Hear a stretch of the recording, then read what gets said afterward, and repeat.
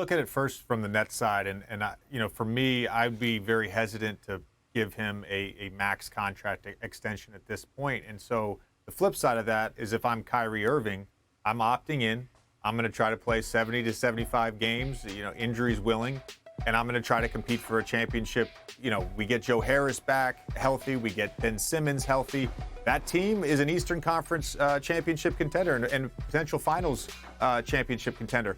I would do that. And then all of a sudden, you do that, you can get whatever bag you want to get.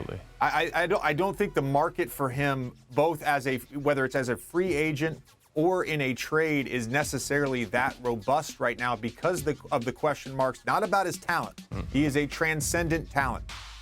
The question marks around his availability and his reliability. Let's keep in mind, he's not missing games because he's injured. He's missing games because of personal choices. His first year, he says he doesn't want to play because Kevin's not playing. His second year, he misses 7 games in 11 days to take a personal hiatus. And then, of course, this past season, because he's unwilling to take the vaccine, he misses a large chunk of games. So it's just about reliability. Are you able to rely on this guy? And the answer to that question, unfortunately, is no, because if I'm a basketball fan, he's one of the 3 most entertaining players in the league to me.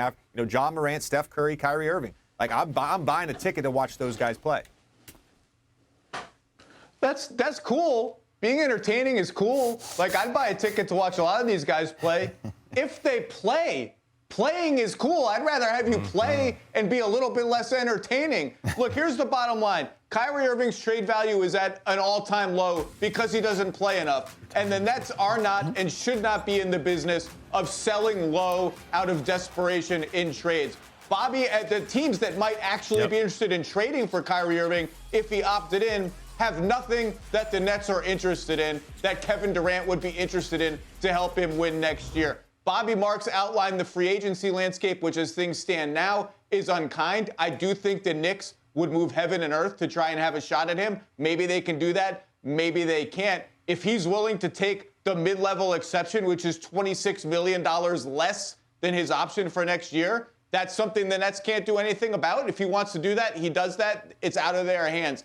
I still think the most likely scenarios and the ones that I think benefit both player and team and Kevin Durant, the star that's just sitting there watching his team disintegrate around him seemingly at every moment, is some sort of compromise deal, whether it's a 2+1 with a team option in year 3 or something like that, where it's not 1 year, but it's not 5 years. Maybe it's a 5-year deal that's kind of like the deal Chris Paul signed in Phoenix. It's a shorter deal, but where years 3, 4, and 5 have some guarantee triggers where you only get the full amount if you play X games. Things like that, creative solutions like that, where both sides can kind of sleep at night. It just feels like all of this is a leverage play in public. There's a place to meet in the middle that just makes the most sense out of all of these different outcomes. But you just never know. I mean, if there's one thing we've learned, if we woke up tomorrow and learned he's opting out to sign with Team X for the mid-level, would you be shocked? I mean, I wouldn't be shocked. Nope.